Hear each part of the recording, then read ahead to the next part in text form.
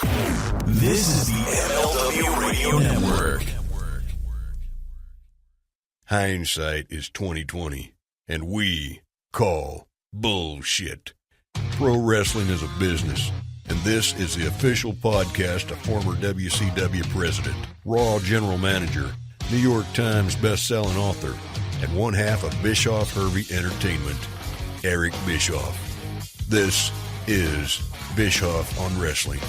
Here's your host, Eric Bischoff, as well as his co-host, Nick Hausman.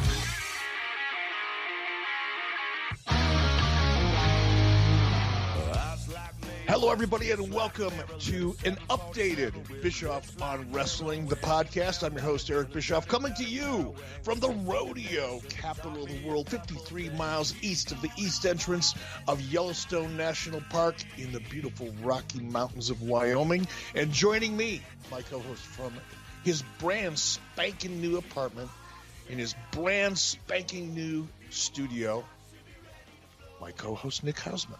What else you spanking today, bro? Nothing, Eric. I'm not spanking anything. I do have a brand spanking new couch right now, which has really been the last piece of the puzzle here. So, What did you do? Win a lottery ticket or what? What's with all this brand spanking new stuff, man? Well, the best thing, because I've been living alone for the last 2 years, I'm living with my girlfriend now, so I get to split everything in half, right? So I don't have to pay for all of everything. I just pay for half of everything. So we've been able to get a couple nicer things since we're splitting the bill here. It's nice, Okay, now just a little bit of advice from the elder statesman of this duo. Here, that's how it starts out. And you start feeling like you've got more money, and then before you know it, you're each buying more stuff, and then you're right back to where you started from, but you got all the stuff, and you got twice as many bills as you started out with. So we're not going to go slow. Be careful. We're trying not to go down that path right now. I'm very happy with the work I've got. I'm very happy with the apartment. She is out auditioning, securing more opera work, so she's doing fine. We're good. Everything's fine here. Don't doom and gloom me about the future. I'm not doom and glooming you, man. I've been here. I've made more mistakes than I care to. I have a catalog of mistakes that I've made, and I occasionally like to share, some wisdom. I do it with my kids, so you should, don't be offended. I'll say this: she really wants a dog, and I do not want a dog. I'm for the sake of saving on bills, right? And we're not spending a lot of money right now. I don't know. It doesn't feel like the right time for dogs. Are a lot of responsibility, as you know. It's interesting that you bring up dogs. And honestly, like 3 minutes before I logged on to do this, I was looking through my Twitter feed because a guy by the name of Johnny Quintana, and his Twitter handle is @EsadorJohnny, sent me a picture last night of his new dog named Augie at 6 weeks old. And Augie is an Australian cattle dog blue heeler that is just, in fact, I retweeted it. I congratulated him and let him know that they're wonderful dogs, but to be careful because they will wear you out. And I guess Johnny, decided on this particular breed because, of course, anybody that follows me on my Twitter knows that, I'm just like really, really digging my new pup. And post pictures ad nauseum, like a lot of obsessive compulsive dog owners do, and it is a fact. Dogs are great, but it's not that they're so expensive. I mean, they can be. Vet bills and everything are expensive, but the real issue is the time that it takes. Like if you two are really busy and you're young, you've got not only are you busy with your work, but you're young and you've got an active social life. Dogs really take a lot of your time if you're going to do it right.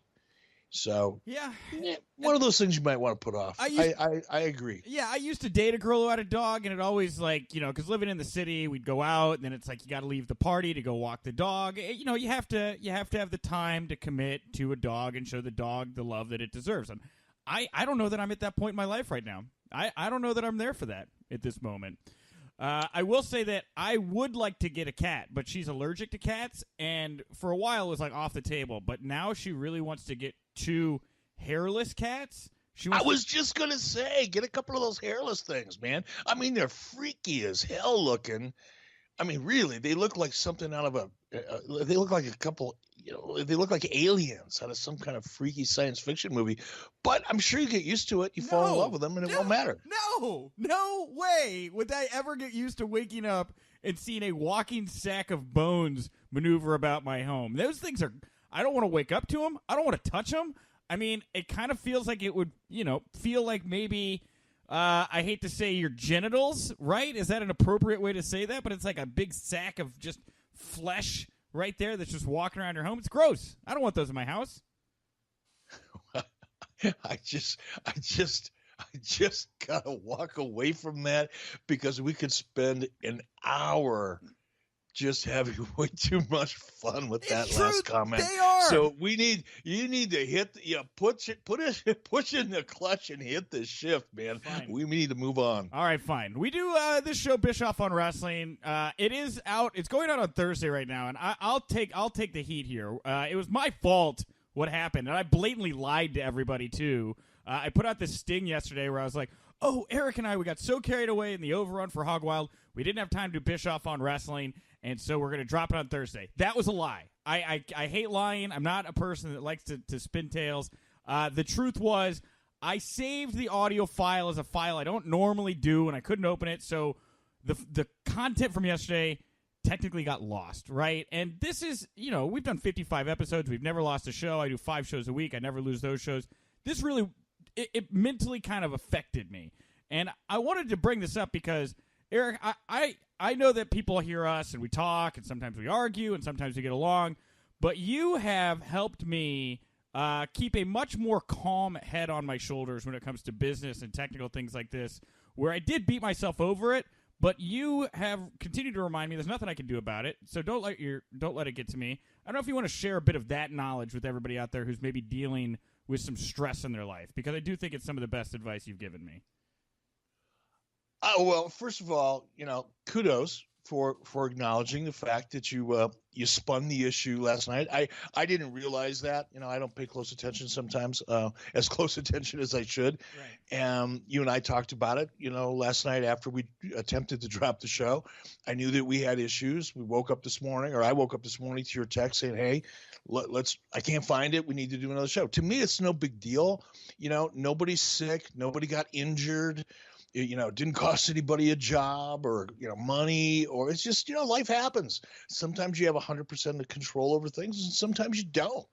And look, there's enough crap to get stressed out over in life, but you can't beat yourself up over the stuff that just really doesn't matter that much. Now, the whole theme of this show is we call bullshit. Right.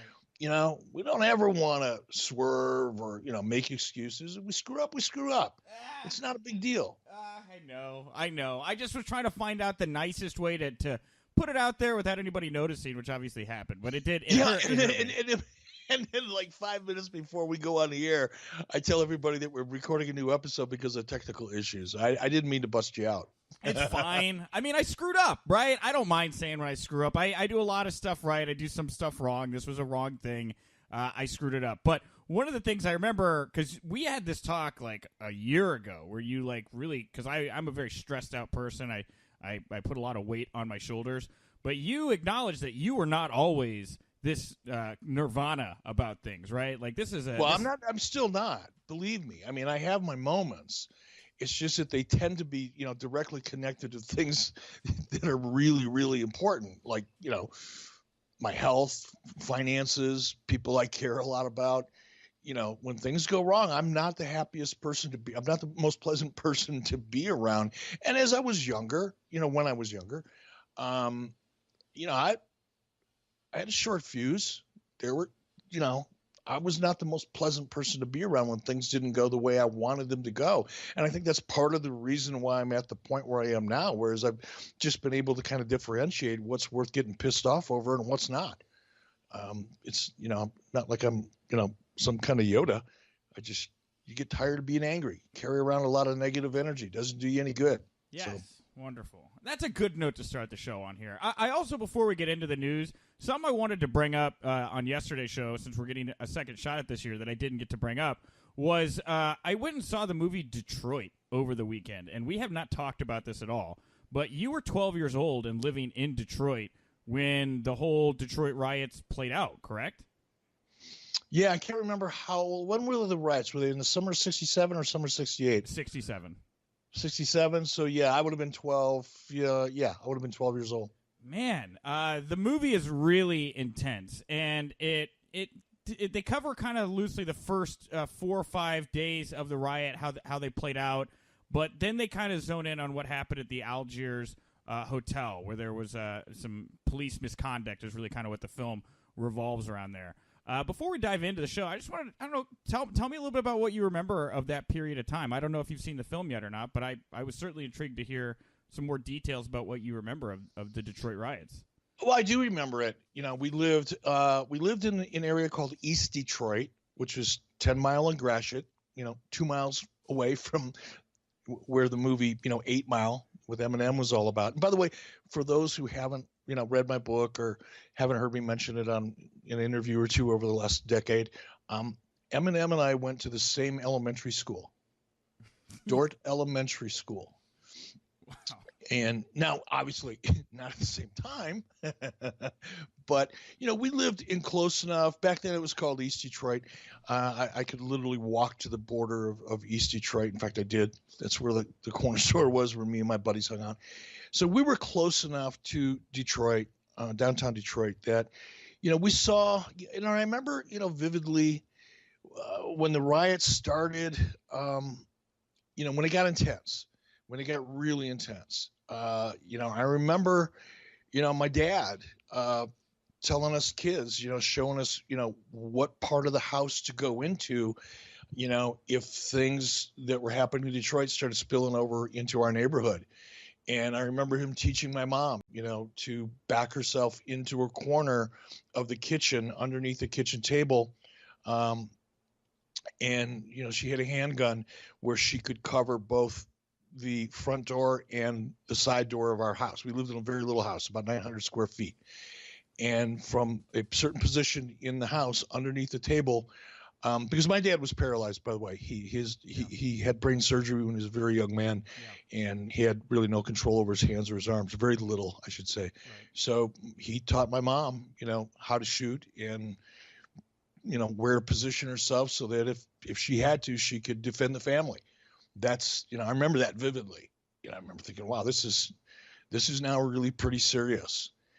And sitting at home, watching the news at night when it got really bad. And I'm pretty sure, I don't remember, obviously you remember it vividly. It was a while ago, but I think they declared martial law in Detroit, and there was a very strict curfew.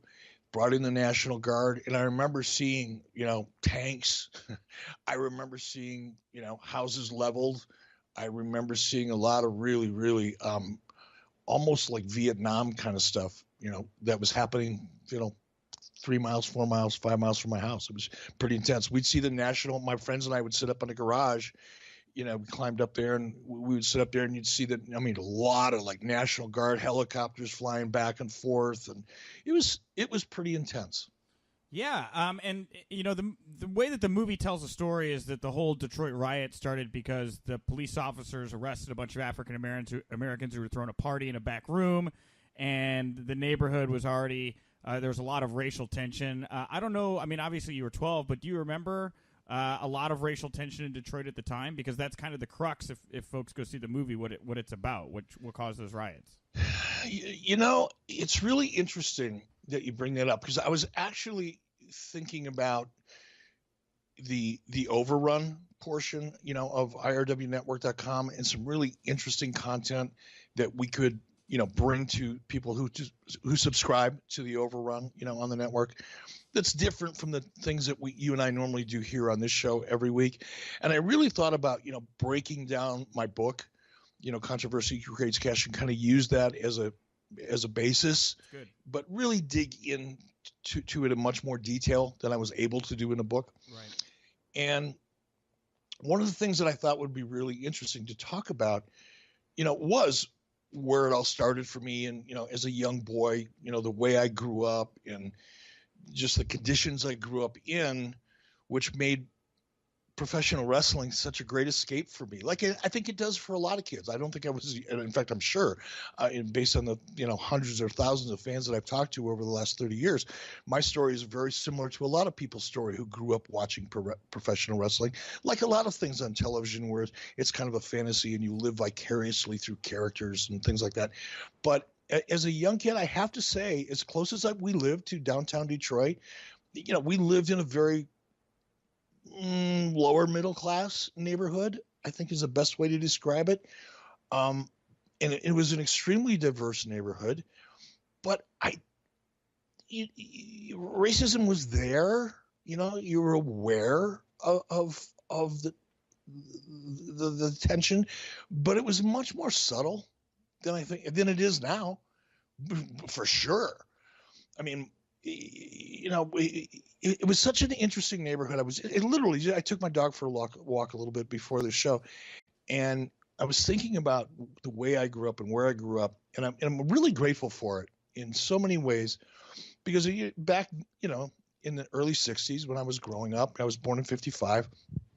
So by the early 60s, mid 60s, I had developed my friends in the neighborhood, and, on one side of the block, or one block, they were all Italian families, because Detroit, was the hub. It was a manufacturing hub of the planet, with all the car companies there. So people were coming from all parts of the world, and certainly all parts of the country.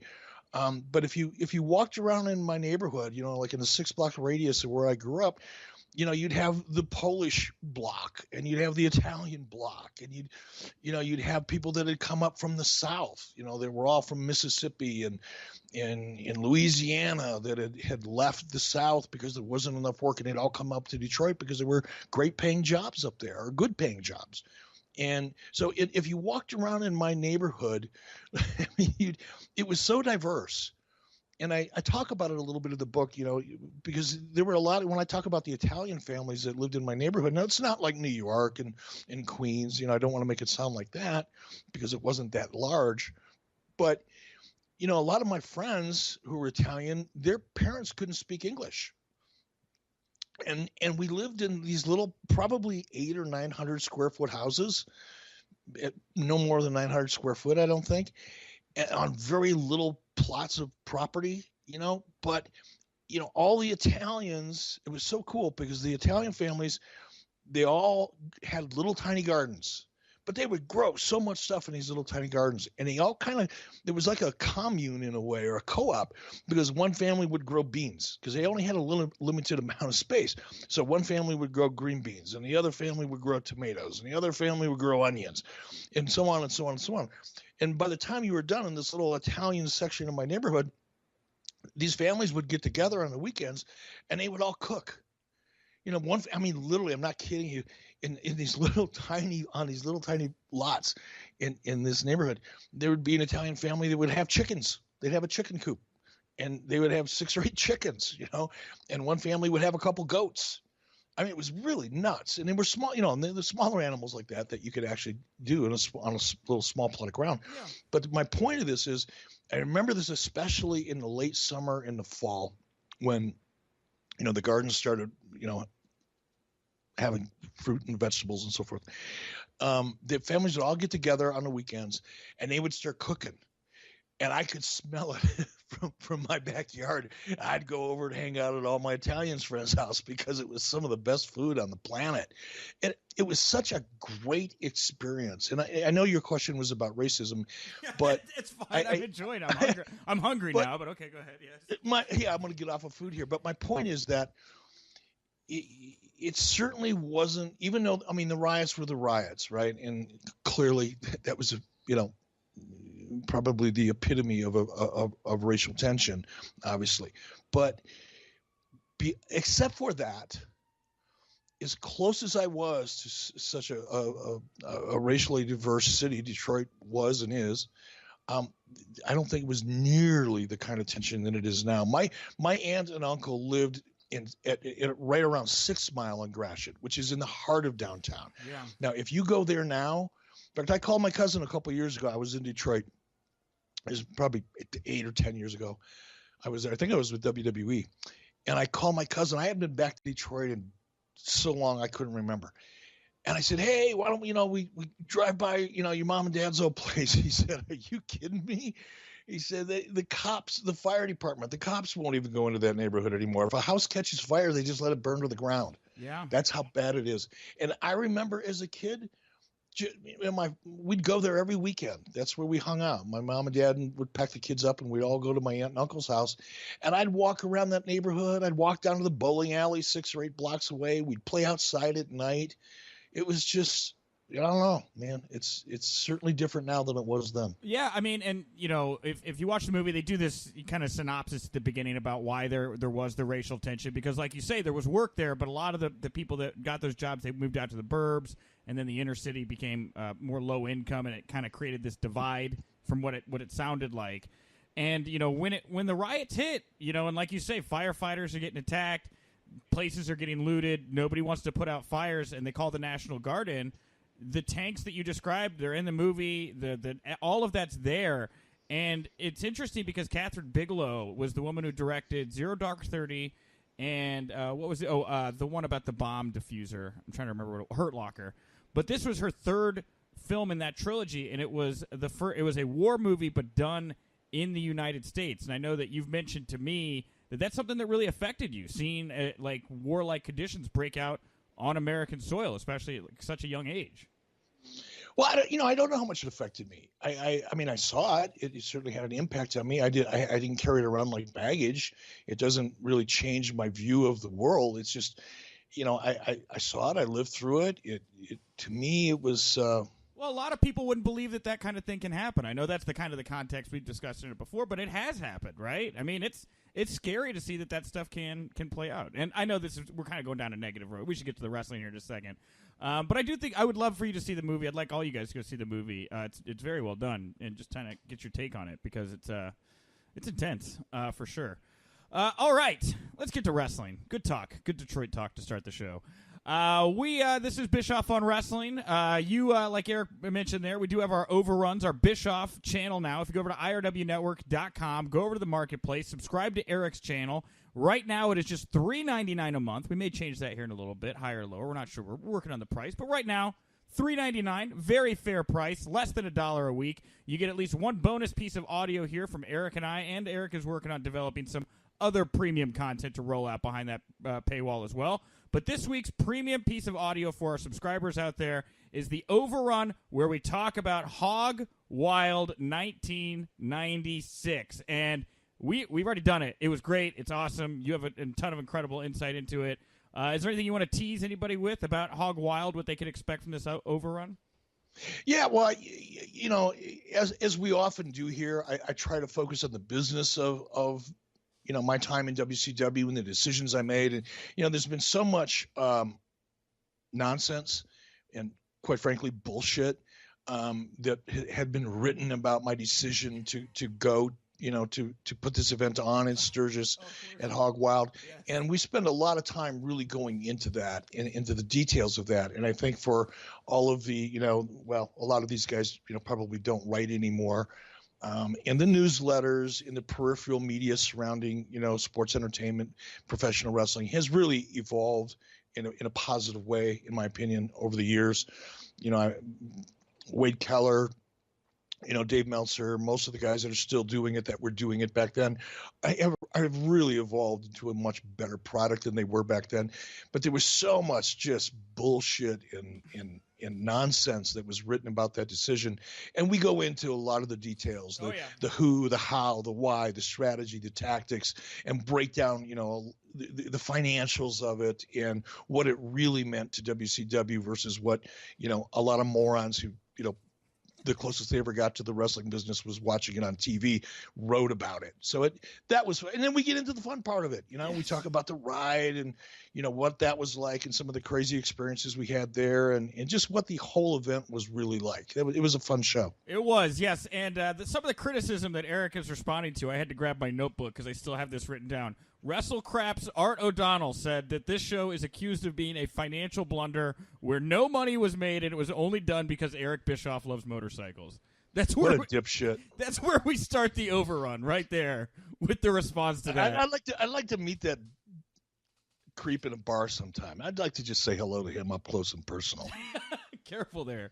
You might have a Cornette Russo situation on your hand here. I don't want you signing autographed restraining orders against anybody here. I just said I'd like to meet him in a bar. Yeah. Nothing intimidating about that. Crack a beer. Sure. You're right. To find reasonable discourse over a cocktail. That's what you were implying. Absolutely. So yes, head over to IRWNetwork.com. Again, Eric's channel is available in the marketplace. It's the only one there right now. We are about to roll out a couple other channels, but we are the canary in the coal mine here. And if you would like to get in early and find out how this is going to operate, what is IRW? Be one of the cool kids. Head over there right now. Subscribe. It's only $3.99 a month. We also have a bunch of free content over on IRW right now as well. 5 days a week, you get the WrestleZone Daily, half-hour news show with some bonus content occasionally. You get the Shane Douglas Triple Threat Podcast. You also get Capital Wrestling, Bischoff on Football, and so much more. Go check it out. And, of course, we're on iTunes here. If you like Bischoff on Wrestling, rate us, comment, all those nice things. You blew through that pretty fast, and we're in no hurry here. We got it all freaking afternoon, so let's slow this down a little bit. Let's talk about what IRW Network is.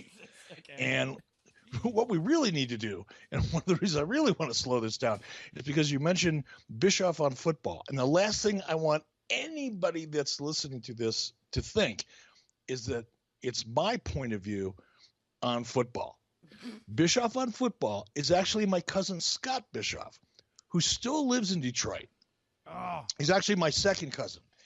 And Scott Bischoff has been writing about football and is a scout in the NFL and really, really knows football. So we had a little bit of fun, with the Bischoff on Wrestling and the Bischoff on Football gimmick. But it's my cousin Scott Bischoff and his co-host who really do know what the hell they're talking about when it comes to football. So I don't want anybody to think that it's my take. But IRW Network, it's Indies Rule the World Network is what it stands for, but it's IRWNetwork.com. And we've built that, you've been on board now for about 8 or 9 months. We've been building this out for about a year. And the vision was to be a hub for all things related to the independent scene in wrestling, in professional wrestling. And we're going to have all kinds of content there, from editorials, news, which is, by the way, free. There's a lot of free content on there, so you can go to IRWNetwork.com, check it all out, see what's available. But we're also going to have some great premium content. And I am the guinea pig. Bischoff on Wrestling, the overrun is the first, because we're still working out a few of the bugs. And like any kind of new technology that you're building from the ground up, which is exactly what we're doing, we're not using anybody else's technology. We're building our own. But we are really, I say this almost every week, we're right on the finish line. Well, we can smell the grass on the other side of the finish line. We're so close. But there's going to be a lot of great content there, from video, editorial, podcast. It's going to be pretty cool. Yeah, absolutely. And, the paywall was one of the big final steps for us, obviously, to making this feel and become a real business and thing. I will say on my end, it's been surreal getting to work with you, first of all. Somebody that I grew up, considering one of the greatest business people of my time.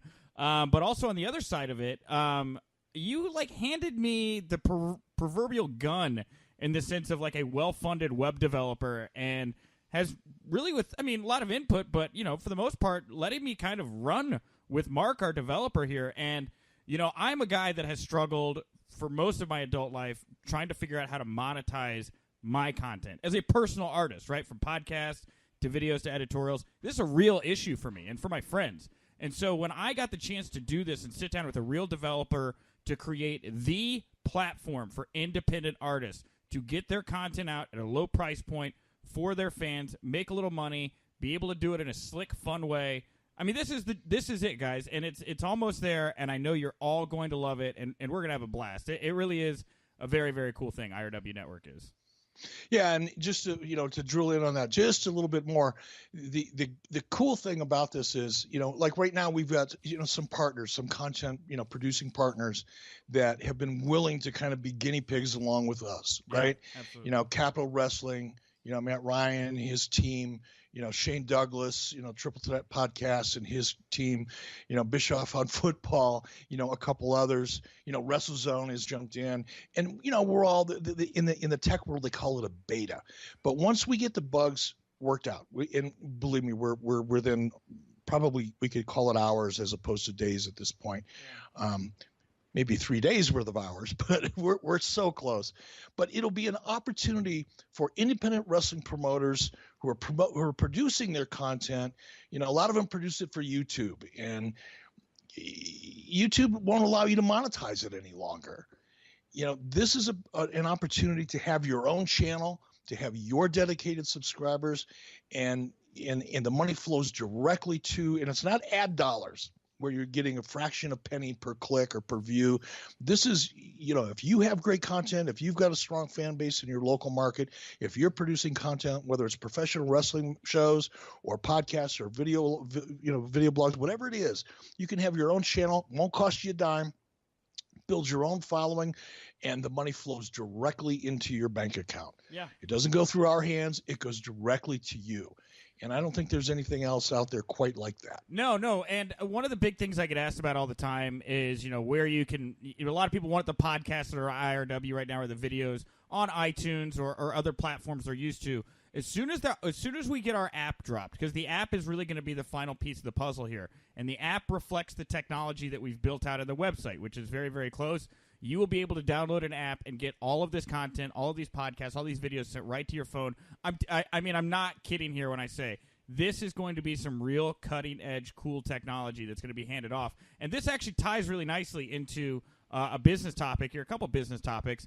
The topic of OTT platforms, over-the-top streaming services, right? Brother, that was an awesome segue. I mean, we could not have written that to be any smoother than that segue, which is all improv. I am very proud of you. That's really cool. Thank you. I've been drinking a lot of water and trying not to drink booze as I stress Not me, out. brother. I am on my Guyake yerba mate tea. I am jacked up. I can't wait to do this. Okay, let's go. Sorry. That's such a beautiful segue, and I just mucked it all up. It's okay. It's fine.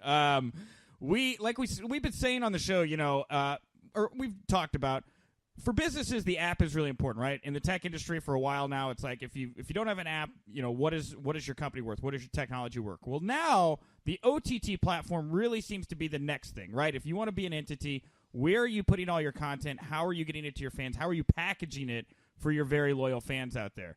The WWE has obviously been on the forefront of that. Netflix was like the first one to come in on that OTT space. Others have kind of been dripping out. And the last plug here for IRW before we move into all the WWE stuff is that the power of the technology we're about to be talking about right now, I really do view IRW as taking this kind of power and putting it in the hands of independent producers. And I don't know that there is another place that's doing that. But anyway, I digress. The WWE Network is at the forefront right now of OTT platforms, and they have finally bridged the gap to one of the biggest markets that they've been wanting to get into for a while now, and that is China. WWE and PPTV have made a deal to bring the WWE Network to China starting August 18th, just before SummerSlam, putting WWE Network in more than 180 countries. But what I thought was interesting here was in the press release, they didn't say how much it was going to cost in China to get the WWE Network. I would think that it's probably going to cost a lot less to get it in China than it would in the States, just because of the economies, right? I have no idea. You know, I am no expert on the Chinese economy. All I know is there's like billions of people over there. You know, if it costs 29 cents a month, they're still going to make a lot of money. Yeah. I mean, were you surprised to hear that WWE was able to bridge the gap into China? Because doing business with China is no easy thing at all. No, it's no easy thing. But they've been, you know, the company that they're in business with, this is not a new deal. This is an expansion of an existing deal. I can't remember the name of the company. I did read the press release this morning, and I didn't make any notes. But evidently, they've been working with this company for some time, and they've been offering Raw and SmackDown through their digital platform. Right. And now they're expanding it to include all of the network content. Yeah. So I think that even, you know, that bodes, in my opinion, it's even more exciting because they've already kind of got a proof of concept. They already know that the market is reacting positively to WWE branded content, and now they're expanding that. That's a much better situation from a business perspective than saying, hey, we've got this new idea. Let's try it and see if it works in China. They've been trying it, and it does work. And now they're expanding upon that success. That's a much, much brighter, picture in my opinion. Well, and I remember when Shane McMahon originally left the WWE, I believe his initial intent was to go over to China and set up a pay-per-view service over there, since it was such an untapped market. So I guess it's really no surprise that WWE is able to do this. It took quite a bit of time here, but they've been making inroads for over a decade now, trying to get this going in China. Yeah, it's really interesting. In fact, when Shane left WWE, and he left under, I think contentious circumstances. I don't think it was like, people were throwing him going away parties or things like that. I think there was some tension within the family, and it was a tough decision. From what I've heard, I wasn't there. I haven't talked to Shane about it, but I've talked to people who were close to Shane at that time that were there. So I've got a little bit of a second-hand perspective or third-hand perspective, but I was kind of shocked, that Shane left, but I understood as well, having worked with Shane and, seeing the inner workings, from my perspective backstage. But I wondered, when Shane made that move to China initially, and when I read about the people that he was working with, I wondered if it wasn't more of a well thought out plan than anything else, that if he was going to leave the company, at least he was going to leave and go make inroads and learn and, build out his Chinese Rolodex, so to speak, so that he could bring, assets to WWE. So I don't know if it was by design or coincidence, but clearly WWE is planting a major flag on a very, very important market. And to your point, doing business in China is incredibly difficult because you're not dealing necessarily just with companies, you're dealing with the government. And it's a communist government at that. And it's, hats off. Just hats off to them. Just out of curiosity, I don't know if you could enlighten me a little bit. I mean, I've always kind of heard that different things about how Shane was unhappy, maybe wanted a little bit more influence in the direction of the company, and that's why he decided to leave when he found out that wasn't going to be the case. What do you remember the reasoning was for why Shane left the company from what you gleaned? I don't even want to speculate because, as I said earlier, I never talked to Shane directly about it. I don't know. All I was, I could see, look, Stephanie is a strong personality. And if I step back and had to describe, a little bit from a distance, like if I was looking at the McMahon family as a painting and I had to describe, the characters in that painting or that photograph, Stephanie to me is she's a mirror image of her father, just in terms of her intensity, her attention to detail, her ability to win you over in a room. She's a very pleasant person. When she wants to be, she can be a very intense, I don't want to say intimidating like Vince is, but intimidating person when she needs to be or wants to be. She is her father's daughter.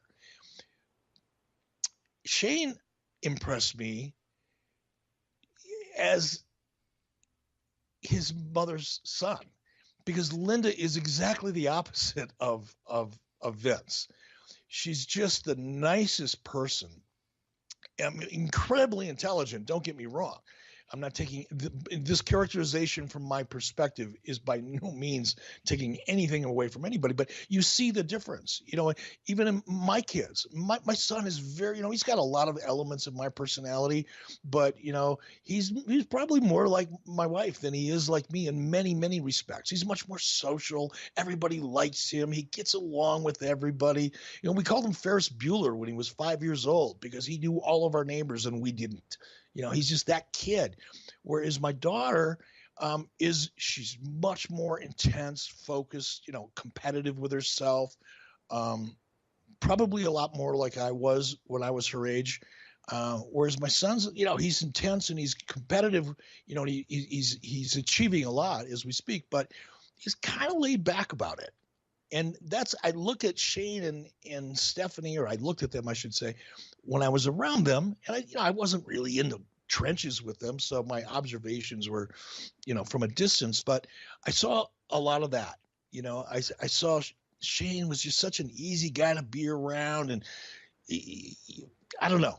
I think when you have a situation like that, where you've got two kids who are in the middle of something like WWE, you've got to, Vince McMahon is your dad, I can see the tension that would have created between them. I really do.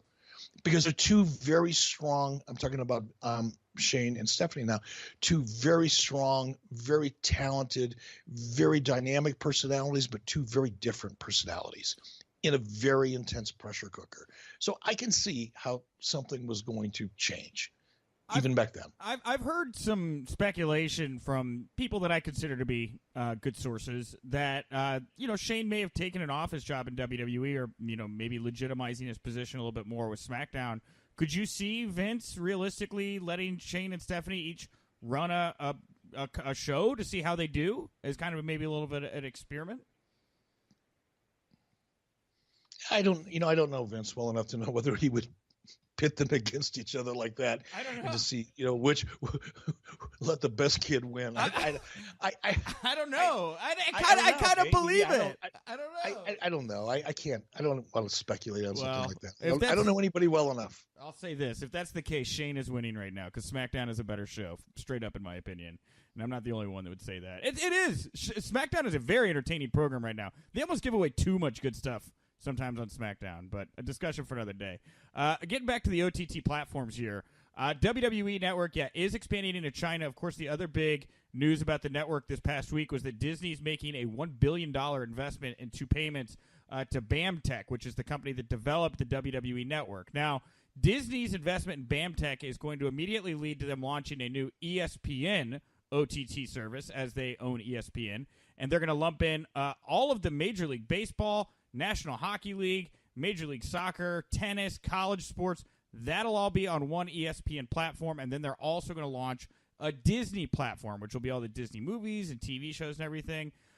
This just creates more competition in that space, especially if WWE is geared towards children and they want those kids' dollars. I'm sure there's going to be a lot of parents that say, hey, do you want Disney or do you want WWE? We can't get both. I don't know. I don't think so. Yeah, no. I really don't think so. I don't look that product is all out there right now. And granted, it's ESPN's on free TV, at least for now. It seems to me they're losing a ton of ground in the television marketplace. And maybe once it's all behind a paywall of their own and it's all subscription, maybe there will be kind of a discretionary income, challenge there with families. But people that watch wrestling are pretty loyal. And I just don't see it. I don't think the people that are hardcore, active, I shouldn't say hardcore, active consumers of sports entertainment or WWE are going to have to make a decision, or the parents are going to have to make a decision whether the kids get to watch WWE or Major League Baseball. Two different audiences. I just don't see it. Well, and with this, of course, if Disney's taking an investment in BAMTech, the company that is developing and working with WWE on the WWE Network, you would think that maybe Disney would have some incentive there to see the WWE Network do well, so the company that they own or invested in now, BAMTech, also does well. You would think. It's interesting, because right now there's been all the, there's the talk that I feel like in the last 2 weeks there's been more speculation about would Vince ever let the company go. Disney, right? This kind of puts them a little closer than they were before. Also on the other side of things, you got WME, IMG over here, John Jones stirring the pot, saying he might actually show up and sit front row for SummerSlam. Do you think? Yeah, but once, man, you kind of jumping. You're jumping across a really wide canyon there, to speculate about WME, which is William Morris Endeavor Agency in Hollywood. I used to be represented by William Morris for a long time, and IMG, which is kind of a sports company in New York, to think that because there's some link now with WME and IMG bought UFC and John Jones is now making noise about showing up at SummerSlam. That's a promotional stunt. That's all that is. I don't see going to where this conversation started out. I don't see Vince McMahon, who still owns the controlling interest in WWE, ever selling the company. I just don't see it. And I certainly don't see Disney being interested in the WWE product. The Disney brand is family entertainment. It's a very sterile, very, kid-friendly, property or brand. WWE, even though they've done a phenomenal job marketing towards kids, and they've got Mattel as a sponsor and all of that, it's taken them decades and decades and decades to get to that point, especially after the Attitude Era. They are still, at the end of the day, it's theatrical violence. And I don't ever see Disney compromising their brand position or strategy in a way to acquire that. I really don't. I don't know, man. Theatrical violence, that's like what they do, right? Their movies are always some princess or prince trying to fight a dragon. I mean, Marvel Universe, that's Disney. That's nothing but guys kicking the crap out of each other. They have a whole touring Marvel Universe show that they do. And yeah, which the bottom is completely falling out of, from what I've heard. That's a different story. Yes, it's not, but it's a financial blunder that's only being done because you like motorcycles. No, wait, I'm sorry, that's the wrong quote. It's financially probably not the best idea, but I do think it shows that they are not afraid to go and do stuff where there's some action. Two different kinds of presentations. That's not the same thing as the action that we see in WWE. One is a fantasy type of presentation, and what WWE is, and they've done a great job of toning it down. But at the end of the day, it's two people in a ring beating the hell out of each other, especially when you get to the pay-per-view components of it. Brock Lesnar, the kind of action that you see there, what we saw, as recently as a year ago with Randy Orton. Oh my God, he almost killed him. Come on. Is that anything close to, The Princess Bride or whatever kind of movies you're referring to by Disney or Marvel comic book characters? It's not even close. And the fact that these are real life characters and not, animated characters is a big, big difference. I don't know. I think you could clean that stuff up, right? If Disney comes in, you're not having Brock Lesnar nearly murder Randy Orton in a ring. I think that's probably obvious. I think. Yeah, but what happens to your audience then? I mean, if you sanitize the product that much to be kind of along the same lines as Marvel comic book characters and animated Cinderella movies, come on. But okay, you think you're losing audience now? Yeah, it'd be horrible. I look at what WME did with UFC, where they bought UFC, but they kept Dana White on, right, as a figure. For now. But he was a part of the deal, right? He got to be carried over. He keeps his position, making money on top of whatever the percentage was that he had in UFC. I could very easily foresee Vince doing that, and with new management coming in, things change. Things change. Is it for the better or worse? We've talked about this before. I've only had one experience in mergers and takeovers and buyouts, right? And I've talked about this. It's in the book, Controversy Creates Cash. Right. But I remember I was at a Christmas party with Ted Turner, Terry McGurk, and a bunch of top executives, and Gerald Levin came in from Time Warner, and I think I was the token wrestling guy there. They felt like they had to have me there because we were doing really well at the time. And my wife and I were at this Christmas party, and I remember Gerald Levin and Ted Turner standing up in Terry McGurk's house. It was a very nice Christmas party. And Gerald Levin toasts us all. And there was probably only 50 or 60 of us there. It was a smaller party. And Gerald Levin toasts us all and talked about, how the entrepreneurial spirit of the Ted Turner organization and the power and the depth and the stability of Time Warner and the deep entertainment roots of Time Warner and the combination of these two powerhouse entertainment companies coming together is going to create this explosive great opportunity. And I sucked it all in, man. I was buying it hook, line, and sinker. I was so excited I could hardly stand there. And I remember talking about it about a week later with, another very senior executive to me. And he said, Eric, it's all bullshit. He said, mark your calendar because 12 months from now, that's when you're going to start seeing all the really big changes. And all of these people that, are coming along with the deal and made a bunch of money and were able to cash out their stock options, those people are all going to be gone in 18 months. I went, nah, I don't believe it because I was naive and I'd never been through it before. It's exactly what happened almost to the week. And the wheels started falling off. And if you don't believe me, there's a book out there called When Fools Rush In by Nina Monk, M-O-N-K. Read that book. It's the best book I've ever read about what happens to cultures and individuals who build these power. Look what happened to Ted Turner. Ted Turner had the rug pulled out from him. And within a year or year and a half, he could barely get a free cup of coffee in the company that he built. And it happens. It's probably going to happen to Dana White. Mark my words. I talked about this over a year ago when the whole UFC WME discussion started happening. You watch what happens to that property before they figure it all out. I imagine there's not only going to be wheels falling off, there's going to be fenders flying, hood ornaments being changed, and all kinds of things happening to that property. And I think Vince McMahon is smart enough to know that. Besides that, it's his legacy. It's his family's legacy. What is it now? 4 generations? Yeah. How far back does WWE really go? And that's a very important thing to Vince. Yeah. And I know him well enough to know that. Yeah, well, and that brings me to this, because with the new management in there, you've got John Jones calling out Brock Lesnar in the ring, right? You can see that. The Rock's there. John Jones is floating the idea of being front row at SummerSlam. I don't think that's a good idea. I don't think this is what UFC fans want. I don't think they want to see more UFC guys doing WWE stuff. I think they want the opposite of that. No, it's funny because in fact, I'm not pushing my Twitter here, but actually I am at E Bischoff. Jonathan Snowden is a guy that I follow. I think he's a writer for the Bleacher Report.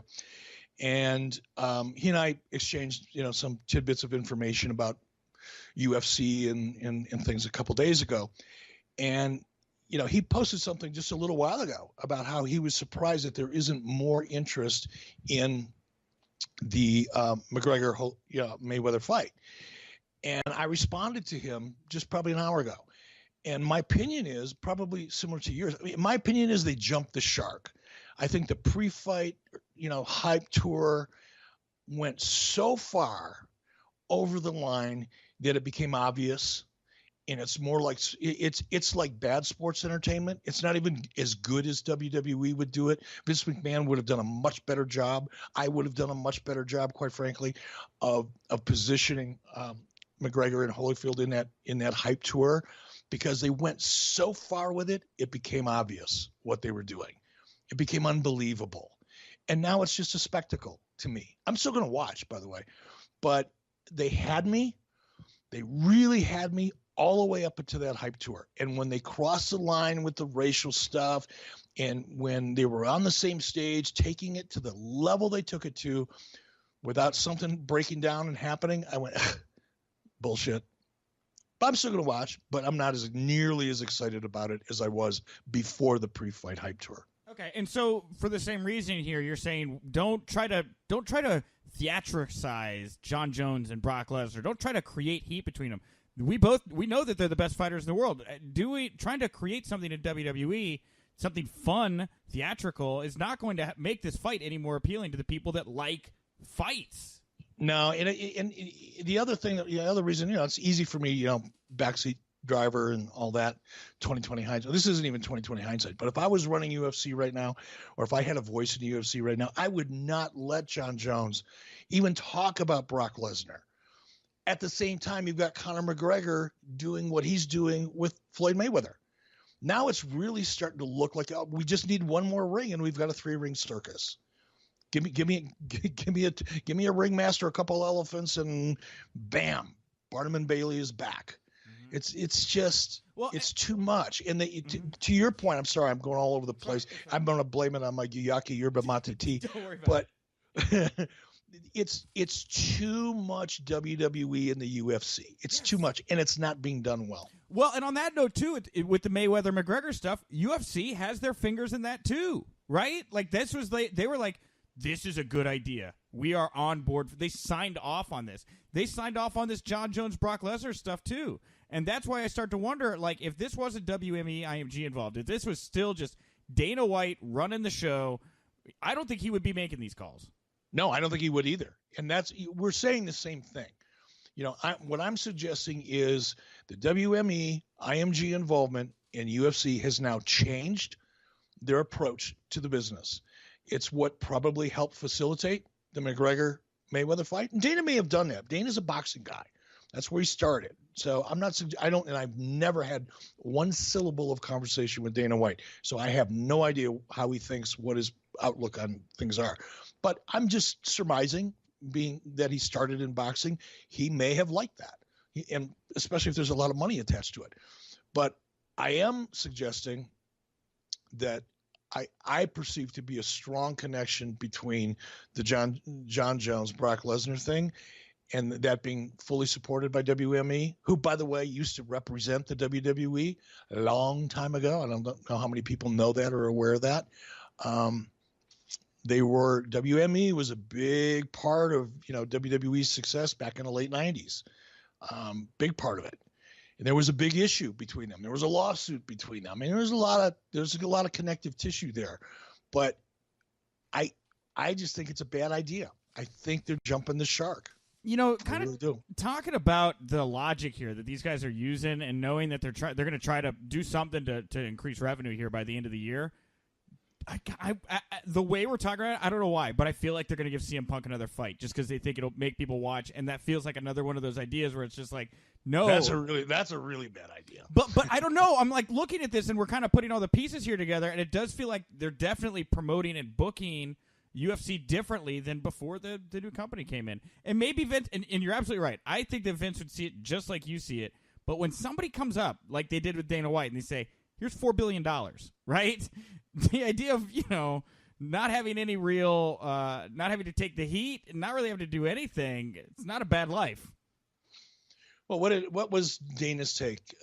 About $300 million. I think he got a payout of about $300 million. Something like that. And then he got a salary on top of it, a couple more $1 million a year. Yeah. So I mean, look, if I'm Dana White, no wonder he looks so fat and happy all the time. I don't blame him. I'd be pretty happy. I'd be pretty fat and happy too if I was Dana White. But like I said, we're going off tangent here. It'll be really interesting to see where UFC goes now that they've got new ownership, because everything changes, and it doesn't change overnight, but over the course of a year and a half or 2 years, I think you're going to see some dramatic changes. I don't know if it'll be better or if it'll be worse, but you're going to see a lot of changes. And here's the winner in this whole deal. If I'm Vince McMahon, I'm sitting back going, oh, well, yeah, you want to have John Jones come in, promote my product? Absolutely. He doesn't care if that dilutes or diminishes or damages the UFC audience. He could care less. That's not his concern. He's winning. He gets to invite Conor McGregor and Floyd Mayweather. They've already got a relationship. I love that with Floyd Mayweather.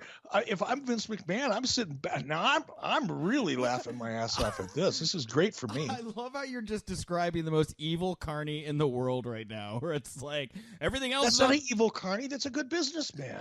Yeah, I guess it does sound a little. It's like you're not helping the person, but you're taking the money. I don't know. It sounded a little. I'm not saying. I am saying it's a little carny. It feels a little carny to me. No, it's not at all. No?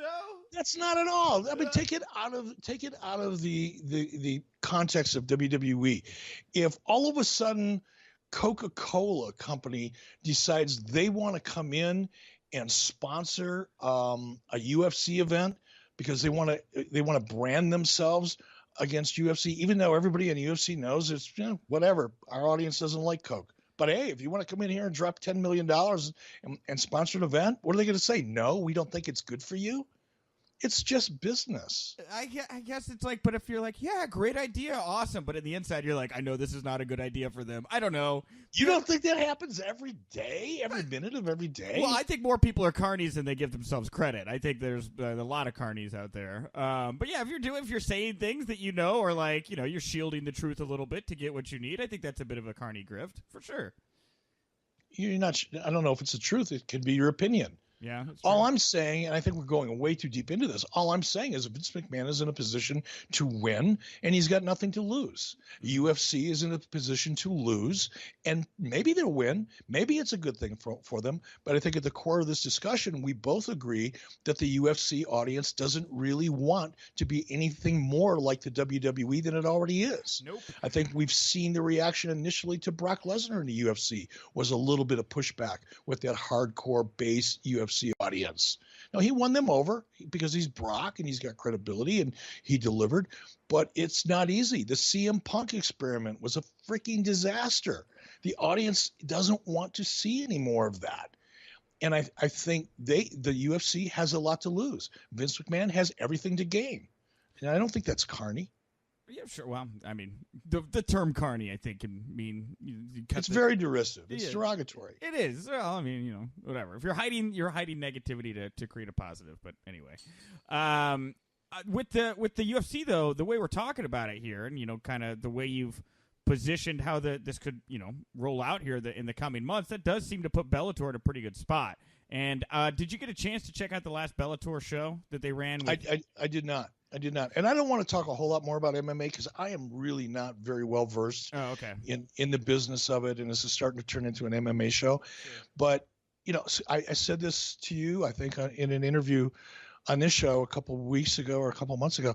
The great thing about Scott Coker, who I've known since he's probably 8 years old, who's the guy that runs Bellator. Right. I've known him since he was a kid. Scott is slow and steady wins the race.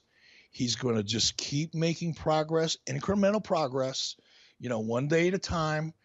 And before you know it, as all this mishigas is going on over at UFC and WME and IMG and all this crazy stuff is going on, Scott will be there making progress incrementally. And before you know it, he's going to be in a very good position. So, yeah, I think it's good for Scott. Yeah, I agree. Good for. I just wanted to bring it up because the main event's Chael Sonnen. It was Hoist Gracie in the main event, but it was not the best fight. It was. I don't know.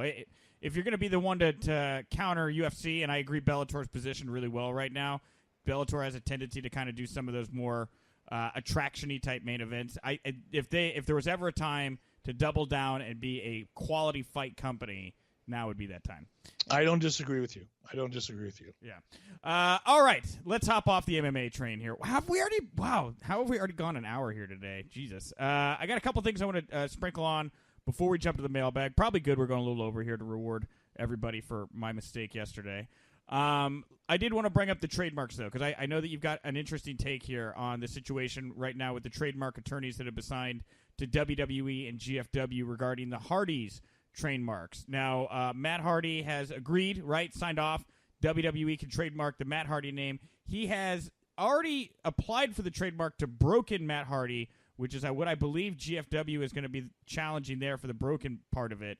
But how do trademarks work? Is it first one to submit the trademark? Is it who is most relevant to the trademark? You know all things trademarking.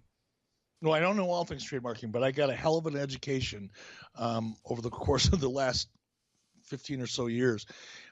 Probably the best education I got was the litigation that I was at the center of when I was at Turner Broadcasting when we got sued for trademark infringement by WWE and their lead attorney, Jerry McDivitt. I got a serious education about trademark law and copyright infringement over the course of that because of the way we use Scott Hall and Kevin Nash and the way the storyline was presented for the NWO. All of the above got wrapped into some pretty intense litigation. Oh my God. Yeah. I learned a lot. I learned what confusingly similar means, for example, and I think that's kind of at the basis of this question as you positioned it here on the show. If Global Force Wrestling, which I don't know Ed Nordholm, so I don't have anything against him in any way, shape, or form. I'm not a fan. I'm not an enemy. I could care less. I don't know him, and I have no dog in the hunt, so to speak. There are people in GFW who I know, I still like, to some degree and have respect for, but for the most part, it's kind of a cluster, and they don't really seem to be able to hit their ass with both hands and a compass.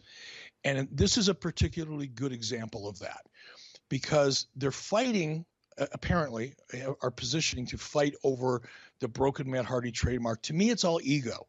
I mean, the fact that Ed Nordholm and Jeff Jarrett are talking about this stuff in interviews and silly-ass conference calls or whatever they do, and, talking about the details of it publicly like this means they're emotional about it.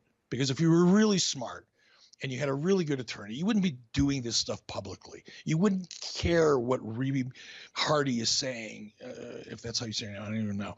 But you wouldn't care about some of the stuff that's floating around on Twitter. You just keep your nose to the grindstone and do what you wanted to do or needed to do to win. And that's not what they're doing. And even if they were trying to win, what are they going to win? What the hell is Global Force Wrestling going to do with the broken Matt Hardy trademark? Absolutely nothing. And is that something because they've got no licensing, they've got no merchandising, they're not even making a nickel off their television show. They've got one source of revenue right now that I'm aware of, and that's their international television licensing, which is only going to exist as long as their relationship to Pop TV exists. If Pop TV goes away, just heads up, newsflash, everybody, if Pop TV goes away, and unless GFW is able to negotiate domestic U.S. distribution with another recognized television network, their international business is going to fall off the edge of a cliff, and they'll have no revenue. Why in the world would you spend money trying to control a trademark that you can't even monetize because you're not in the business of monetizing it? And that's what I want to know is, does that, like, when the government goes to look at this, when the trademark people go to look at it and they realize you don't really have a practical use for this, does that play into the decision on who? No. Here's my own experience. Okay. And I'll try to keep this short. I'm not going to let my Gyaki yerba mate tea completely dominate my afternoon. Jesus. Or bore the audience. But here's, not only did I have experience when, I was in litigation, against the WWE back in the day, but I trademarked Buffalo Bill Cody beer back in 2011. And at the time that we applied for that trademark, you do a trademark search. You go to uspto.gov, and then anybody can do it. And you go up there, and you navigate through the system. It's really easy to do. And if you want to know if there's a trademark availability, or if you have the ability to trademark, whatever it is you want to trademark, you punch it in a little box and you hit search, and it'll come back and it'll tell you if there's anything out there that's close or similar or identical, right? And you get a whole list, and it says it's live or it's dead and what date it was applied for, and all that kind of detail is right there. So part of it is, the first step in getting a trademark is, who applies first. That is one of several factors, and there are others. You have to actually use the trademark in commerce before a trademark is actually approved. Okay, so it's not a single kind of criteria. And what we did, my partner and I, Jason, we applied for Buffalo Bill Cody beer. There was no other Buffalo Bill Cody trademark in any category in the world. And we went, yay, wow, this is great. We had some artwork that we knew was public domain. Our attorneys did the research. We knew we could use the artwork, and we did all of our homework, and our attorney said, this will probably only cost you 10, 12 grand. So we applied for that trademark. We started going through that process. And as you get about halfway through that process, this is where it gets really tricky. The first part of the process is easy and relatively inexpensive. The second part of the process is where it gets really challenging, because then once you've gone through the first part, the government, the trademark office, publishes your request, publishes your application. And it allows anybody in the world, or anybody in the United States, for the most part, that has a trademark that may be similar to yours, it allows them to oppose it. There's a period of time. I don't know what it is anymore, 3 months, 90, 60, 120 days, whatever it is. But there's a period of time you have to publish your application to give other people who may feel that your trademark application may infringe on their existing trademark. That creates a whole new challenge. And for example, with Buffalo Bill Cody beer, we used an image of Buffalo Bill Cody, who is a real person. Our artwork was in the public domain. We modified the artwork, so that was no issue. And we got challenged from all kinds of people. One of them was Buffalo Trace Whiskey out of California. I think they're out of California. Now, whiskey is a much different category than beer. And Buffalo Trace, if you looked it up right now and you looked at their logo and you looked at Buffalo Bill Cody beer logo, there's nobody on the face of the earth that could possibly confuse either one of them, even though they're in two different categories. And that's important, by the way. The categories are important. But Buffalo Trace Whiskey had probably 2 rooms full of attorneys, or 2 floors for that matter, because they're a big company. They had lots of money, and they opposed us. And we had to fight that. And it cost lots of money to fight that. So what, in a long story short, and that wasn't just the only one. There were a lot of other people from around the country, that breweries and whiskey companies and other things that used the word Buffalo, just one word that was similar, Buffalo. They were able to oppose us. And what was supposed to only be $10,000 to $15,000 to get a trademark ended up being close to $350,000 out of my pocket, hard cash out of my pocket, to finally win and get that trademark. That's how much we had to invest just in that process of it. So my point, going all the way back to the beginning, is you've got Matt Hardy, broken Matt Hardy. That's Matt's name. Good luck winning that one. That's the first red flag. If I was consulting with GFW, you were fighting such an uphill fight because you're trying to trademark somebody's real name. Number one. And if Matt did file that application before GFW did, there's another red flag, because who gets there first does matter. GFW may have an argument, but not only are they working uphill, they're fighting against Matt Hardy and WWE, because the WWE use of Hardy Boys is a trademark, and they use it for many, many, many years. Jeff and Matt Hardy were on WWE television a long time before Ed Nordholm even knew what professional wrestling was, most likely, or at least paid any attention to it. WWE is in a phenomenal position to oppose GFW. Not only is Matt in a good position, WWE is in a phenomenal position. And trust me, they will oppose it. And good luck fighting that.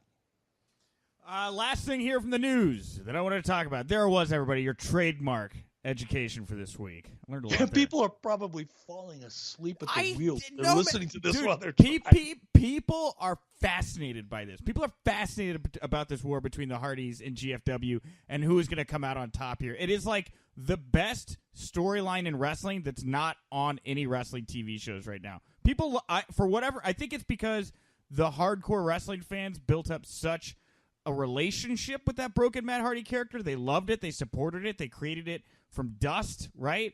And now it's a danger. It's really got people embroiled there. I think that a lot of folks really enjoyed your insight. Well, I hope so. We won't do that again. If they didn't, we won't go into that much depth again. Okay, fine. Come back here. If you forget, this was the trademark episode. Last one here. Last topic before we jump over to the questions. I like your take on this story about how WWE is closely protecting the finish of the Raw SummerSlam Fatal 4-Way main event. The talent isn't going to know, except for Brock Lesnar will know a little beforehand, but everybody else is going to find out as they're going to the ring. This is WWE's attempt to really closely guard and build some intrigue around this SummerSlam main event. I think it's awesome. They should do it more often. I really think, first of all, it makes it more exciting. The fact that we're talking about it on this show, and I'm sure other people are talking about it all over the place. The fact alone that they're doing it is and we're talking about it is great. And it'll make for a better product. I love it. I got a lot of heat for doing stuff like that. If you go back and read Dave Meltzer, and some of the stuff that he wrote, and, supposedly all the stuff that was going on behind the scenes, and some of it was accurate, and most of it wasn't. But, everybody, hated Eric Bischoff because he was kayfabing the announcers, and he was kayfabing the talent, and wouldn't tell anybody, what the finishes were. That's true. And there were some people that were pissed off. Part of that, it was true. But it was the right thing to do because it just added energy, and sometimes it was negative energy and sometimes it was positive energy. But there was talk, there was heat, there was, people were expressing themselves about it. And I think they should do it way more often. The product is too homogenized, too sanitized. Too many people know what's going on all the time. I'd love to see them do anything that they can do to bring it back to that point where you just don't know for sure what's going to happen. All right, and with that, we will jump over the questions here. Now, the first part of the show here has been largely different than the show we did yesterday, but I'm going to ask the same questions to Eric here, just because I know that these were hand-selected. These are good questions. I know that you agree. We have good questions this week from our wonderful Twitter fans out there. And if you have a question you want to ask on the show, hashtag Bischoff on Wrestling. And hashtag Bischoff on Wrestling this week, we're going to bring it to you by ProWrestlingTees.com/Bischoff. Head over there, get a T-shirt just like our great fan at Dirty Dog MES. He posted a photo of him wearing his Wear the Big Boys podcast shirt. He's also wearing his Macho Man sunglasses there. Thank you, Dirty Dog, for getting a shirt. You guys could go pick up one as well. And Dirty Dog, since you sent us a picture and you showed us that you are a fan who's bought the shirt, I'm going to ask your question first here in the mailbag. So his question for you, Eric, is Jericho's return on SmackDown Live was out of the blue. If you had to book a Y2J return yourself, how would you like to do it? Too many unknown variables. How long is he going to be there? What's the program? Who's he working with? Unless you have all of that information, because you have to work in reverse. You have to know where you want to end up before you figure out how you want to start. Imagine it's kind of like, I don't want to make this any longer than necessary, but I always draw a parallel to things or make an analogy. It's like you and your girlfriend decide, hey, let's take a 2-week vacation. We want to take a road trip. Great. Let's load up the car. Let's go on a road trip. And you load up your car, you head out of Chicago, and you go, well, where do you want to go? Well, I don't know. Where do you want to go? Well, which way should we go? Should we go east? Should we go west, north, whatever? You have to know where you're going before you can even begin to figure out how to start the journey, or in this case, start the angle. So unless you know all of that other information, you're just, whatever. It doesn't mean it's too hypothetical. I will say, because Chris is a guy who kind of comes in and comes out on a regular basis. The fact that he showed up in a spontaneous way that nobody really knew about, or there wasn't a bunch of hype, and he just showed up and shot an angle, assuming that's what's going on, I think it's great, because again, it helps, suggest or message to the audience that you have to tune in, because you never know for sure what's going to happen. I think it's great. And I fully support the way they did it. I'll kind of put a twist on it a little bit here. We've seen Chris Jericho come back a lot of different ways and change up his character. Is there a side of his personality you don't think we've seen yet that you would like to see maybe more of if he did have another 6 to 8 month run or longer? I don't know what it is, but I guarantee you, Chris has done such a phenomenal job. I mean, if there's anybody in the industry that I really admire, probably more than anybody right now, is Chris Jericho. And it's really because of his unique ability to reinvent himself. I mean, that is a skill. It's one thing to be able to reinvent yourself once or twice over the course of your career. Stone Cold Steve Austin did it when he went from the ringmaster to Stone Cold. He was a Hollywood blonde, and then he was, the ringmaster, and he, bam, he's Stone Cold Steve Austin, and he's still on a rocket ship ride, as a result of that transformation. He's got his own show on CMT that's in its whatever it is, 6th or 8th season. I don't even know. He's still doing a great job with that character. The Rock did the same thing. He kind of stumbled around in the dark and bounced his head off the ceiling or the walls or the floors a few times with the Rocky Maivia stuff or whatever it was. But then when he found that rock, boom, and obviously, highest paid entertainer on the planet. Good for him. And there are other people. Hulk Hogan did it. The other people have done it a couple times over the course of their careers. Chris Jericho is doing it like 3 times a year. Yeah. And doing it really, really well. Yeah. And by the way, when he's not doing it in WWE, he's a legitimate rock star touring the world, for crying out loud. That's a hell of a talent. He's also constantly writing books, which is also like he's juggling 3 or 4 things at a time. I agree. Chris Jericho's amazing. Let's jump over to the next question here at X Robbie. X Robbie wants to know, how did it feel being speared by Edge when he returned in 2004? And he said it looked like you hit your head on the turnbuckle. I don't recall hitting my head on the turnbuckle, getting speared by Edge. I do remember, and probably only because I saw it. Somebody sent me a video of it, or posted it on, my Twitter feed or something a couple months ago. Maybe it was last summer when Goldberg came back. Goldberg hit me with a spear, and I did bounce my head off of, I think it was the bottom rope back in the corner. Might have hit the turnbuckle, but I'm pretty sure it was the rope.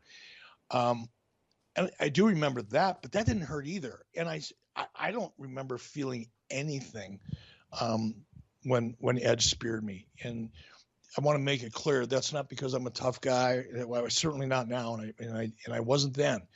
But it has a lot more to do with the skill in the art form, that Edge and Goldberg had. I did bounce my head off the bottom rope with Goldberg, but that was really more my fault because I wasn't in the right spot in the ring. I was too close to the ropes when he hit me, and I should have been closer to the center of the ring. So, that was on me. But I didn't feel either one of them. We'll head over to @Brand3Ullivan here. Brand wants to know, yo, Eric, what are some of your favorite countries that you've traveled to throughout your career? I'll say my favorite one to last, but I really enjoyed, even this was just a couple years ago, I spent some time in Wales, which I really, really enjoyed. Scotland, Ireland. I enjoyed Germany, or have in the past. But I would say Japan is my all-time favorite.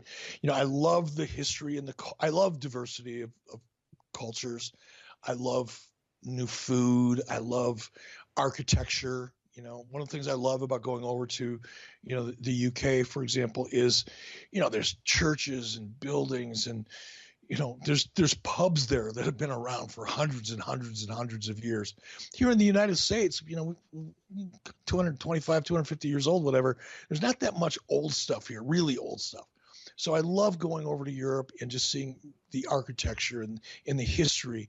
But as much as I love it, I can still navigate around pretty easy because I speak English and all the signs are in English. And I don't need any help. I don't need to learn the language. I don't need to try to figure out how to translate anything. I can do anything over in the UK that I can do here in the United States by myself, easily.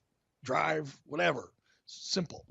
I used to speak a little bit of German. When I was in high school, I was a student exchange student in Bavaria in the Black Forest.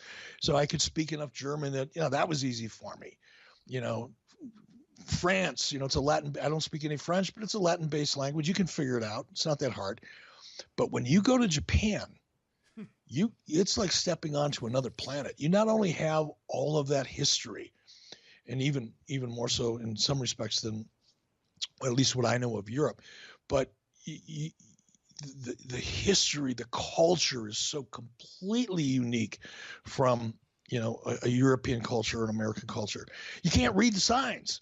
If you get dropped off in the middle of Tokyo with, the equivalent of $20 in your pocket and somebody says, get back to the hotel, good luck. Because unlike Europe, where most people speak English, even in France and Germany, most people, have enough English as a second language, unless you're out in the country somewhere, that you can figure it out. You get dropped off in the middle of Tokyo, and if you don't speak Japanese or read Japanese and you need to get back to your hotel or get to the airport, good luck. It's really interesting. We'll go over to @JNNJets. He wants to know, with soccer being the world's most popular sport, did you ever consider having a soccer gimmick-themed wrestler? I never did. I wish I would have been smart enough and had the foresight to do it. When I was running WCW, the international market was important to us. It's not that it wasn't. It's not that I didn't think about it. But at that time, I didn't think enough about it because it wasn't a big enough priority for us. We were so focused on trying to, gain our market share domestically. And once we did gain it and, win it, so to speak, holding on to it was even harder. So all of my focus really was on the domestic product, and we were able to transport the domestic product overseas and do quite well with it. So there wasn't really the need to build kind of an indigenous star out of the European markets that we were operating in. So no, I never did. I wish I would have had that foresight and been smart enough to do it, but the answer is no. The next question here comes from @Eric Matney. Eric wanted to know if we watched WWE Southpaw Regional Wrestling. I know that you haven't, but I will say that I think that we should maybe, down the road here, consider if you would like to watch them. They're like 4 or 5, I don't know, they're like 6-7 minute long skits that are on the WWE Network where they make fun of kind of the old school territory TV shows that used to happen in the 70s. I would love to get your take on them. They're hilarious. They're really funny. Let's move over to @EW406. EW wants to know, what's that tea called that you've been raving about on Bischoff on Wrestling? I forgot the name. Okay, first of all, I want to make it really clear. I am not sponsored by the people that make this stuff, right? I just love it. It's a life-changing product for me. And it's called Guyaki, which is Guyaki, Yerba, Yerba, Mate, Matte. Comes in a bright yellow bag. You can get it in health food stores.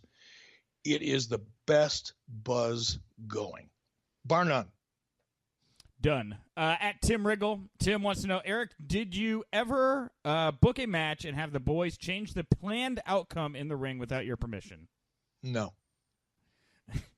We're over to @J Dave Sanchez here. J Dave wants to know, actually they just said they would love to hear what your experience was like on the draft when you, Paul Heyman, and Vince McMahon were all together. You know, and knowing we were going to redo the show and knowing that this question was out there, I actually posted on Bischoff on Twitter that picture, you know, of Vince and I and Heyman in the ring. And the reason I have it is because people send it to me all the time, and the audience thought it was a really big deal because it's really the first time they saw all three of us in the ring together. And at that time we were all pretty relevant to what was going on, all three of us. Now those two are and I'm not, but at that time all three of us were.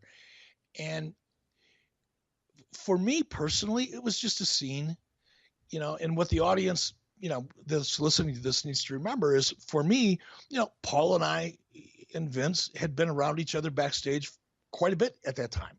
So whatever, you know, magic or, you know, moment, I wouldn't call it magic, that's kind of overstating it, but whatever, you know, unique moment, you know, might have existed when we all three first stood in the room together for the first time, that had long dissipated. And, you know, we'd sit and eat and catering together, you know, and shoot the shit. So it wasn't a big deal for me personally, but I knew in the ring, it was a pretty big deal because this is the first time the audience had seen it. And because of the history and the relationship between us over the, you know, the previous 6 or 8 or 10 years or whatever it was, I knew that was going to be a really big moment on television. But for me personally, it was just, it was another scene. Goddamn, pal. What a great recap. Bruce Pritchard is going to be hot at you. Whatever. I do a damn fine Vince McMahon impression. You did a good job, but that's Bruce's. I'm not going to ever touch my Tony Clifton impression. That's fair. You don't even know who Tony Clifton is. So no. Sorry. That makes me so sad. Oh, man. Tony Clifton. All right, let's go over to @Gabe Tuff. Gabe, Eric, what is it like to kiss Miss Elizabeth with Macho Man watching? That was no big deal. You know, the relationship between Mach and Elizabeth had, you know, the romantic aspect of it, or the negative, the divorce and all of that had long since gone. I think Elizabeth might have been married or engaged to someone down in Florida at the time that, you know, Elizabeth and I had our on camera moment. So it had nothing to do with Mach at all. There was an awkwardness to it. Primarily because Elizabeth and my wife were friends. So that was, I won't even, awkward, it probably isn't the right word, but, you know, anytime you're making out with somebody that you're not romantically involved with, it's a little bit weird. But I think because Elizabeth was friends with my wife, I was probably self-conscious more than anything. Last question here for this week's Bischoff on Wrestling comes from @Sean Valentino. Sean wants to know, TNA had a strong first Monday night rating. Why did they go head-to-head with Raw instead of starting Impact an hour before Raw to grab viewers?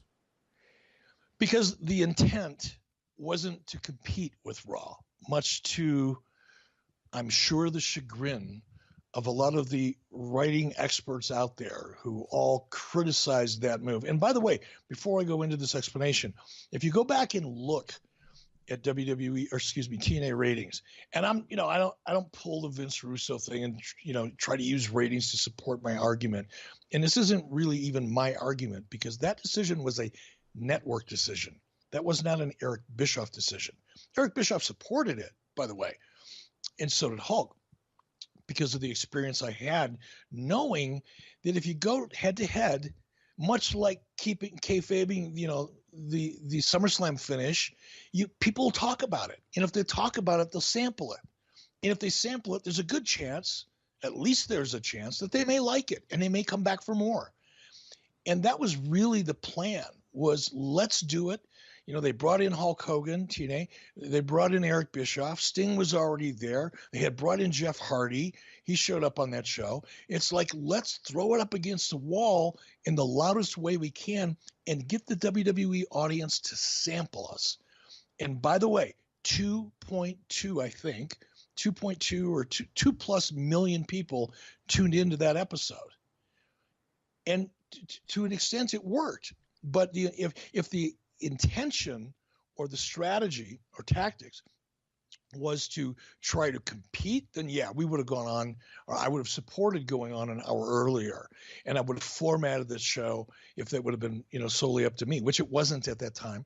But if it would have been up to me, I would have gone on an hour before, and I would have formatted the show in such a way as to be in the hottest moment I could possibly create when WWE went on the air, to try to hold my audience and keep them from going over to WWE.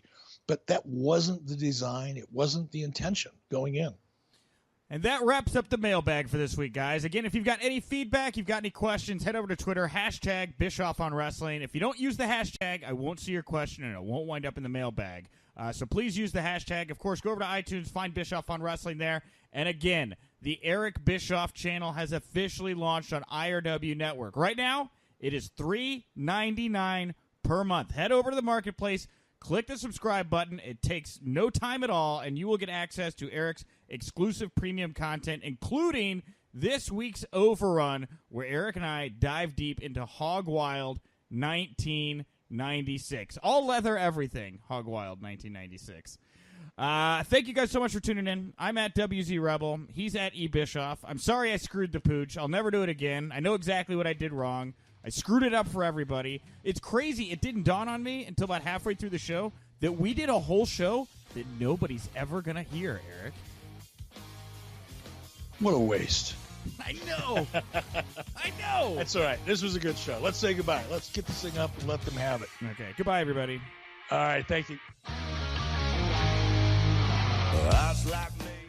Hey, before you go, we wanted to let you know that we just launched the ability for anyone to advertise on podcasts. You're just a few clicks away from reaching millions of people in a way that you never have before.